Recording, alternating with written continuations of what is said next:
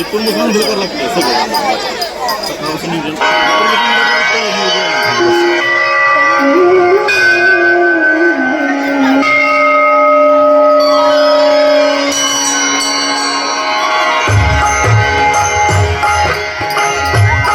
राम कृष्ण हरी, राम कृष्ण हरी. चला मंदिरात तर आलो, एकदा विठ्ठल रखुमाईचं दर्शन झालं म्हणजे भरून पावलो. राम कृष्ण हरी. अरे मी विठ्ठल रखुमाई मंदिरात आलो, पण इथं तर रखुमाईच. विठ्ठल बाप्पा कुठे गेले?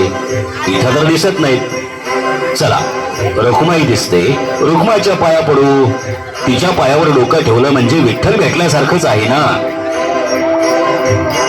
जय विठ्ठल रखुमाई.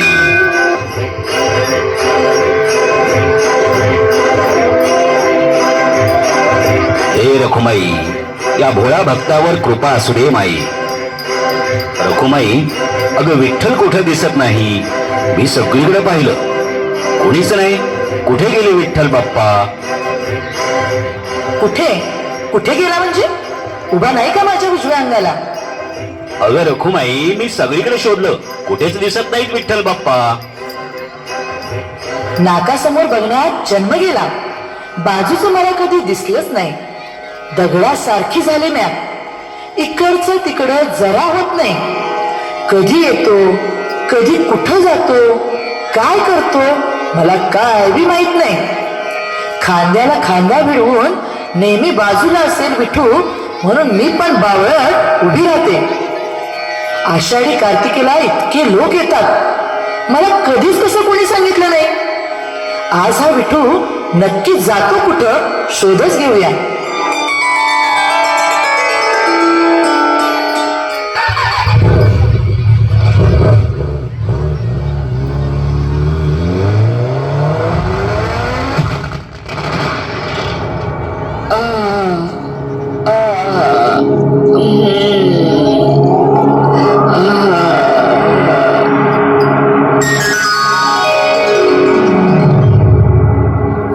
भेऊ नकोस भक्ता.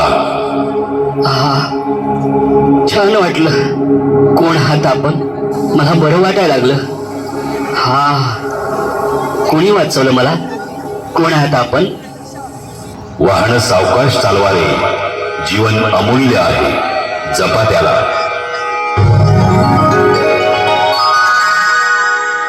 आता हे पहा, संध्याकाळची वेळ. एक मुलगी रस्त्याने एकटीच चालले आणि दोन वात्रट मुले तिच्या मागे हळूहळू चालले. बघा कसे पाहतात तिच्याकडे. बिचारी मुलगी घाबरली आणि त्या मुलीच्या मदतीला कोण आलंय पाहता.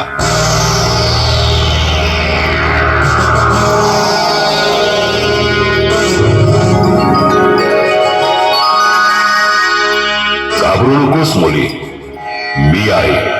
एकदा मागे फिरून त्या मुलांच्याकडे बघ, रागाने बघ, पायातली हातात घे. मी तुझ्या पाठीशी आहे. धैर्याने सामोरी जा. कोणाच्या मदतीची वाट पाहू नकोस.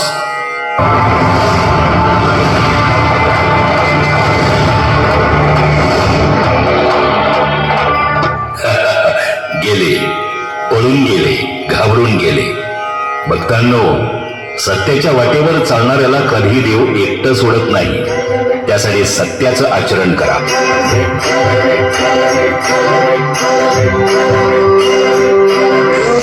आता बघा, संध्याकाळची वेळ. आजी आजोबा दोघे घरात आहेत. इतक्यात दोन चोरांनी घरात प्रवेश केला. आजी आजोबा घाबरले. आजीने थरथरत्या हाताने देवघराकडे पाहिलं आणि म्हणाली, देवा विठ्ठला, तूच धावून आलास का रे बाबा? त्या व्यक्तीला पाहताच चोर घाबरून थरथर कापू लागले आणि बघा कसा पळ काढतात ते. आजी आजोबा आश्चर्याने पाहत राहिले त्या माणसाकडे आणि आजी म्हणाली, देवा विठ्ठला, तूच धावून आलास रे. जे मनापासून हाक मारतात त्यांच्या घराची मी स्वतः राखण करतो. आता रखुमाईला सुद्धा कळलं विठ्ठल कुठं जातो ते. समजलं ना मंडळी?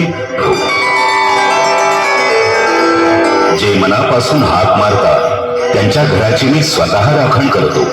तेव्हा सर्वांनी आपलं काम प्रामाणिकपणे करा, परमार्थी वृत्तीने जगा, दुसऱ्याच्या मदतीला धावून जा. जे आपल्याकडे आहे त्यातलं थोडंसं गरजूंना द्या, एकमेकांना मदत करा. आपण म्हणताना माणसाने माणसाशी माणसासम वागणे, तसं जगायला शिक. माणसातलं माणूस पण जपा. विद्यार्थी मित्रांनो, आपले आई बाबा, आपले गुरु आणि समाजातील दानशूर व्यक्ती आजूबाजूला अगदी विठ्ठलासारखे उभे असतात.